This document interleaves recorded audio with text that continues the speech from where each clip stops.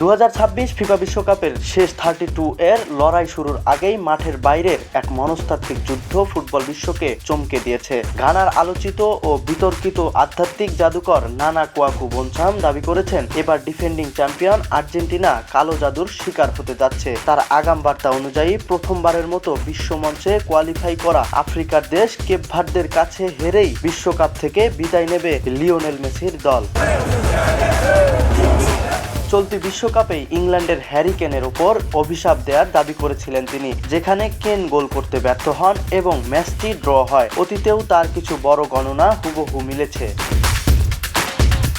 তবে বোনচামের সব ভবিষ্যৎবাণী সবসময় খাটে না। বিশেষ করে অতীতে জাপান বনাম ব্রাজিলের বহুল আলোচিত ম্যাচটি নিয়ে তার করা গণনা সম্পূর্ণ ভুল প্রমাণিত হয়েছিল।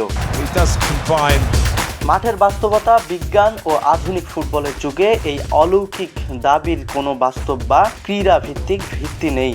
গ্রুপ পর্বে টানা 3 ম্যাচ জেতা আর্জেন্টিনা দল যেখানে দুর্দান্ত ফর্মে রয়েছে, সেখানে অন্ধবিশ্বাস ছড়ানো এই ওঝার দাবিকে স্রেফ মিডিয়া স্ট্যান্ড হিসেবেই দেখছেন আর্জেন্টিনার সমর্থকরা। শেষ পর্যন্ত মাঠের পারফরম্যান্সই নির্ধারণ করবে ওঝার অভিশাপ নাকি মেসির ম্যাজিক জয় হবে কার।